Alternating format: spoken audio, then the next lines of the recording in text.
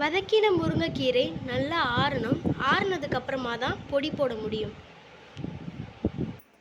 இப்போது வதக்கி வச்சுருக்கிற முருங்கைக்கீரையை அந்த கலவையோடு போட்டுக்க போகிறோம்.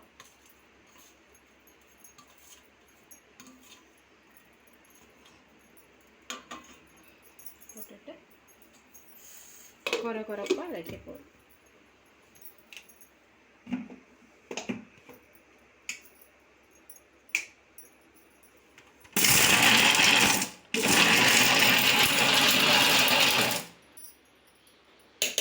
இந்த மாதிரி நல்லா இன்னும் ஒரு தடவை போட்டு அரைச்சிக்கணும். கொரப்பாக வரணும்.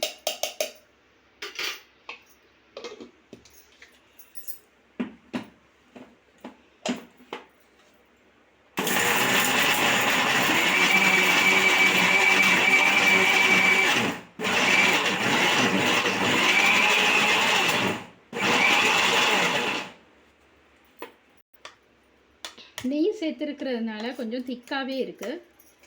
நான் உடனே சாப்பிட்ற அளவுக்கு கொஞ்சமாக ரெடி பண்ணதுனால அந்த அளவுக்கு உதிரியாக நான் போடலை.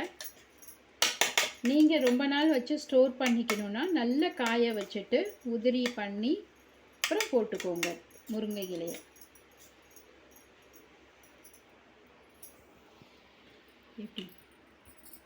நான் உடனே சாப்பிட்ற அளவுக்கு கொஞ்சம் நிறைய நெய் விட்டு வதக்கி போட்டிருக்கிறேன். அதனால தான் உங்களுக்கு இப்படி இருக்குது.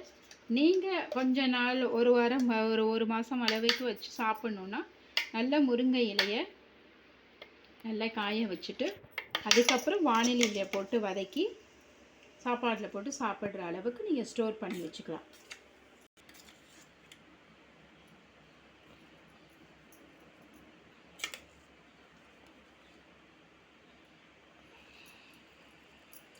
இது குழந்தைங்களுக்கு கண் பார்வை தெளிவு கிடைக்கும், நோய் எதிர்ப்பு சக்தி கிடைக்கும்.